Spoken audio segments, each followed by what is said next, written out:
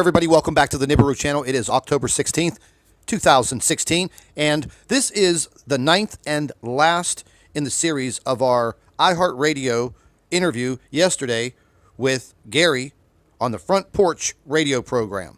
So sit back and listen up. Power plants cooled down, so they're going to start melting down, and we're going to have a Chernobyl in every city along the river.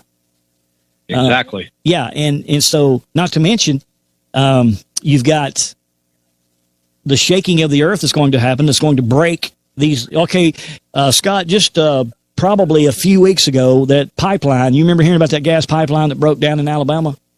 Oh, yes, I most certainly did. Okay. Well, it was supposed to affect Alabama, Tennessee, and most of the southern East Coast. And I live here in Nashville, and they were telling people on the news, look, don't freak out. Don't run to the gas stations and fill everything up that you have, because it's not that type of drought of gas. It's just we're kind of limited on our gas. Just fill up what you need to. We're still going to be able to deliver the gas. But see, something that small, something that minute, people didn't even listen. Man, they came out and brought their boats, their yachts, their weed eaters, their lawnmowers. Yeah. And I mean, they brought gas cans. They filled up, and gas stations were out of gas. People were lined up. And man, that we weren't even in a gas shortage. That was just you need to kind of conserve your gas consumption, is all we're asking. But people went nuts. So, I mean, if we have the ground shifting and the earth twisting and turning and gas lines breaking open and gas blowing up out of the ground, raw oil blowing up through the ground, it's going to pollute our waters, pollute our soil. And like you said, the shaking, the breaking of the bridges where you can't even get across a river anymore. And these are the little things that we're not even thinking about that's going to happen when this comes, right? You're absolutely 100% correct. Our modernization is, I hate to use this term, but it's going to be the death of you. Because people are entirely too modernized. Just think of the amount of people that you could cast out into the woods or the forest. And do you think they could live for a week on their own? Some people don't even know how to use a compass. So just think of all these modern people all over the world. They're going to be cast into the days of Mad Max and the Thunderdome. I mean, you're going to have massive amounts of crime, and that's going to be another issue that wasn't there in the Bible. We have so many things that are going to be different than from the biblical days into these modern days during this passage. And this time around is the absolute cleansing of this earth. That is what I truly believe. This is the dissension. This is the cleansing of the earth. And that is exactly what it will be. Mm-hmm. I truly believe that. And I truly believe that these governments are getting everything in line and are expecting that very, very thing. Because, I mean, if amateur astrologers and astronomers, amateur scientists, people like yourself, me, other people are able to look at data with, like, the limited amounts that we can with telescopes or whatnot, people like Gil Buzard coming out with their findings and all that, we know that the truly rooted, educated scientists that are in NASA and other places in other countries are well aware of what's going on. They're just not letting it out. But exactly, they're under federal disclosures, non-disclosures. Right. So we can see it. We can see it forming if we just kind of step back and look at the bird's eye view. It's all what we're told in Scripture is when it talks about all these things: wars, rumors of wars, pestilence, earthquakes, and all that. The very first thing we're told to do is be not deceived. Do not be deceived. For you will hear of wars, rumors of wars, blah, blah, blah, blah, blah. So our first commandment is not to be deceived. And I like the analogy because I talked to you last time about my friend Sherry, and she was talking about, she's the one that turned me on to the Delphi effect that I was wanting to talk to you about. How we're being shown one thing when really something else is happening, like a card trick. I gave the analogy last time. A card trick. They're forcing what card they want on us. It's just we think that we're able to make our own decisions and do whatever. And what we're trying to get to is the root of what is this card being forced upon us, right? I'm sorry, you cut out for a second. Oh, I'm sorry. I was like, with the card trick analogy, we're trying to figure out what card is being forced on us, right? Correct. Yeah, and it just makes it interesting. Okay, so Last time I had you on the program, you were talking about how come the spring and summer it's going to get really intense. What type of intensity is going to happen, and what do we need to be looking for? As far as intensity goes, the closer this exodus becomes, we are definitely going to see a massive increase in earthquake activity. Now, so far this year, I haven't looked for today, but the last time that we spoke, we were well over 42,000 earthquakes up to date for 2016. Wow. With all of the activity that's gone on since I spoke with you last, plus with what happened on the west coast of the United States with all of the earthquake activity, will probably be 50,000. And then, you have these debunkers. And I just want to add this in there because this is very, very important. You have these debunkers that say, we have earthquakes all the time. That's nothing new. Man, give me a break. That's nothing new.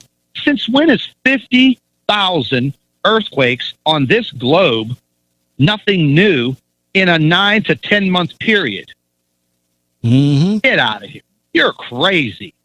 I mean, that really makes me mad. And I've had a few debunkers come after me over the last couple of days. One from the United States and one from New Zealand. And they were trying to debunk one of my videos. And this is what they do. And they were so-called amateur astronomers. And here's the problem with amateur astronomers. If they're very, very educated and scientific, they rely strictly on data. And I mean numbers. If their numbers and their mathematics and their spreadsheets and their computerized models don't add up, they don't believe it. Well, guess what? Your beliefs and your mathematics and your models are going to get you killed. If this goes down, your education, your training in mathematics is not going to save your life. Your little telescope that you have peering up into space is not going to save your life. Being prepared. And like I always say, knowledge is power. And right now, the knowledge of mathematics is not going to save your life. What we're talking about here today, listening to your show, could possibly save your life. Because you're not going to look back on a math class that you had in college, and that's not going to save your life. But listening to your show and listening to me, something may strike a chord in this emergency situation, and that will save your life. And these debunkers are coming out hot and heavy over the last 45 days. I am documenting it because they are crushing my YouTube channel. They literally have assigned people in the comment sections of my videos that are there 24 hours a day, 7 days a week, spewing their putrid hatred and disinformation. If you don't believe me, go to my YouTube channel, go to one of my videos, start watching the video, move down to the comment section, and spend 2 or 3 hours in that one comment section.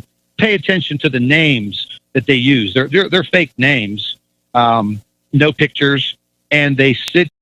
Wow, I tell you, it's we're heading into some trying times, and I think in all reality, it's like any other battle, any other war. We're going to have our casualties. Some will live, some will die. But in the end, I think the new world, and I'm not talking about the new world order. I'm talking about the new world that will come about after this is all said and done. And I think humanity will join in a brother and sisterhood, and it will be a new, refreshing life without the elite.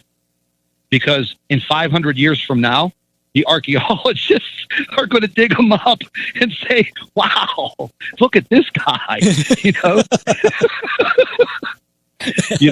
oh, this must have been one of those elite that they talk about in that past history. Wow, what were they doing under these mountains? and they're all huddled together in fear because exactly the last verse of that. Let me just read. Verse 14 says, "Surely they are like stubble; the fire will burn them up. They cannot even save themselves from the power of the flame. These are not coals for warmth. This is not a fire to sit by." And the last verse of Isaiah 47 says, "That is all they are to you. These you have dealt with and labored with since childhood. All of them go on in their error. There is not one that can save you." So there you go. I mean, these people have been at it their whole lives, trying to debunk this and debunk that and scientifically formulate that it's this, when we know that it's the hand of God working here. And like you said, I mean, man, you're trying to get out there. Okay, people, this is his channel on YouTube is Nibiru Planet X 2016.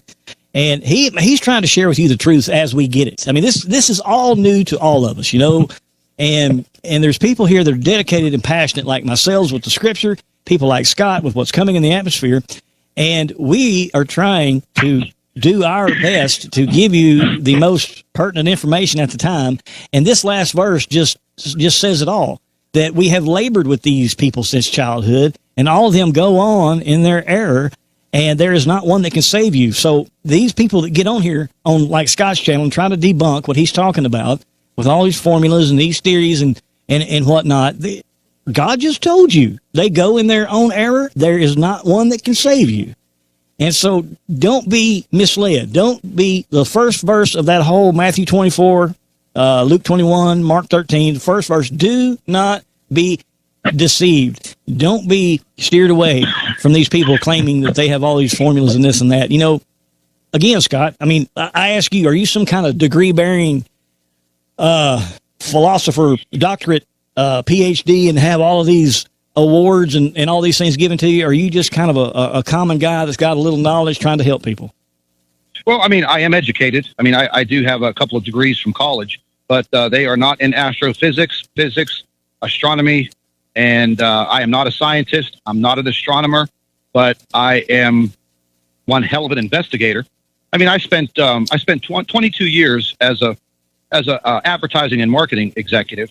I worked for, I think, the largest international advertising agency in the world, Innovative Marketing Group. And I've been all over the world. I know how to talk to people.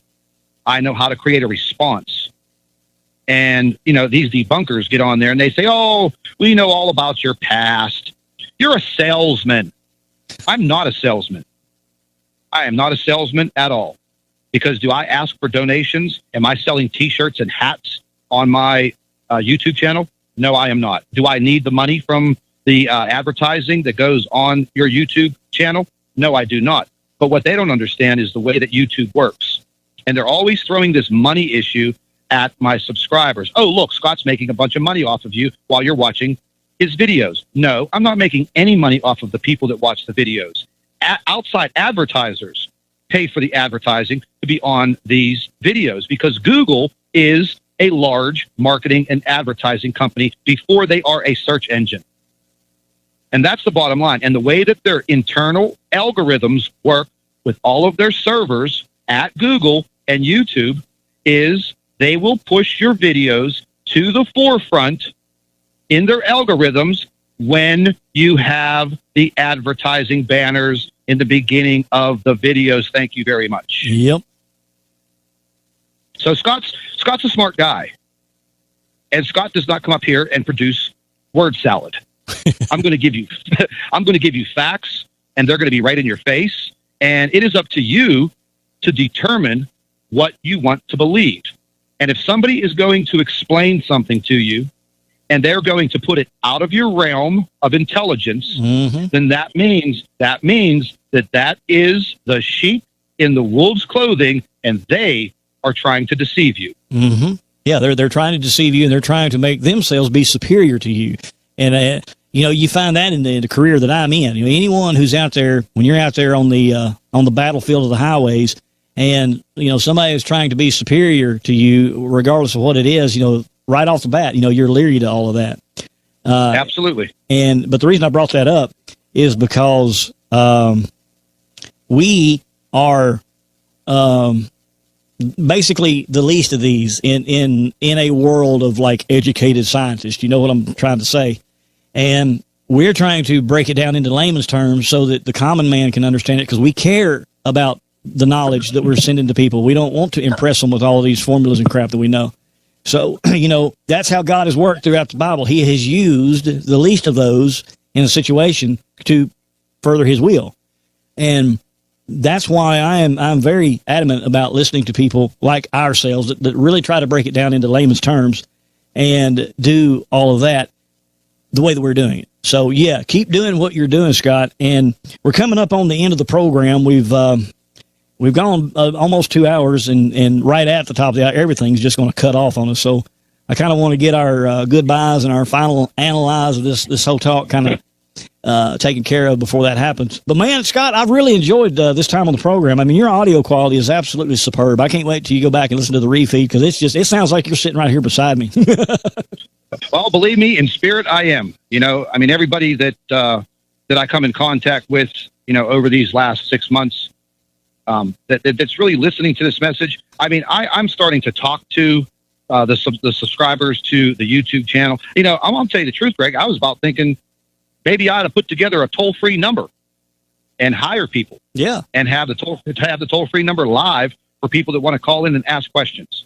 I have a website that it's live on the internet now, but it needs more development on it, because I can't personally be on the YouTube channel in these chat rooms and under these video comments 24 hours a day, 7 days a week. Although I do try to, get in there every now and then. But, those little YouTube trolls, they make your life a miserable hell. Mm-hmm. But as far as the amount of emails that we get every single day, I have a team of people that work with me.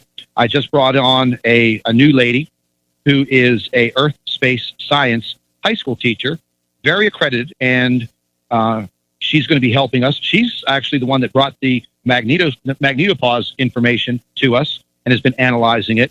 And I've surrounded myself with a pretty good team of people to help me, because I can't do it all on my own. But I'm going to continue what I'm doing. And to be honest, I don't have to do it. But you know what? If I go down, I'm going down in a blaze of glory, and I'm going to help my fellow man. I'd like to thank all of our Nibiru watchers. You guys do a fantastic job. Would also like to thank you for your loyal subscribership. You can continue to email your photographs and your video to NibiruPlanetX2016@gmail.com. And don't forget to share our videos with your friends and family members on Facebook. And subscribe to the Nibiru channel for all of our current updates. And like I always say, keep an eye in the sky.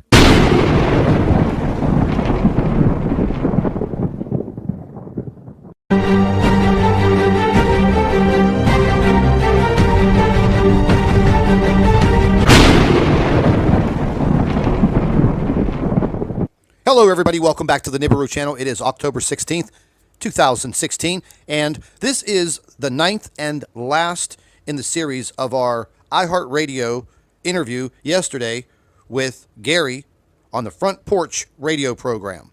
So sit back and listen up. Power plants cooled down, so they're going to start melting down, and we're going to have a Chernobyl in every city along the river.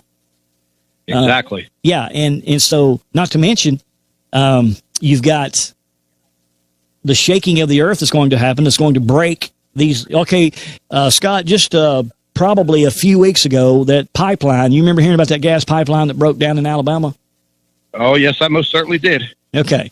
Well, it was supposed to affect Alabama, Tennessee, and most of the southern East Coast. And I live here in Nashville, and they were telling people on the news, look, don't freak out. Don't run to the gas stations and fill everything up that you have, because it's not that type of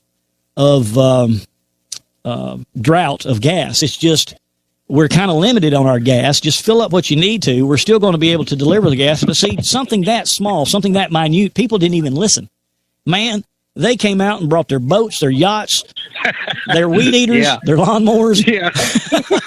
And I mean, they brought gas cans. They filled up, and gas stations were out of gas. People were lined up. And man, that we weren't even in a gas shortage. That was just you need to kind of conserve your gas consumption. Is all we're asking. But people went nuts. So, I mean, if we have the ground shifting and the earth twisting and turning and gas lines breaking open and gas blowing up out of the ground, raw oil blowing up through the ground, it's going to pollute our waters, pollute our soil. And like you said, the shaking, the breaking of the bridges where you can't even get across a river anymore. And these are the little things that we're not even thinking about that's going to happen when this comes, right? You're absolutely 100% correct. Our modernization is, I hate to use this term, but it's going to be the death of you because people are entirely too modernized. Just think of the amount of people that you could cast out into the woods or the forest. And do you think they could live for a week on their own? Some people don't even know how to use a compass. So just think of all these modern people all over the world. They're going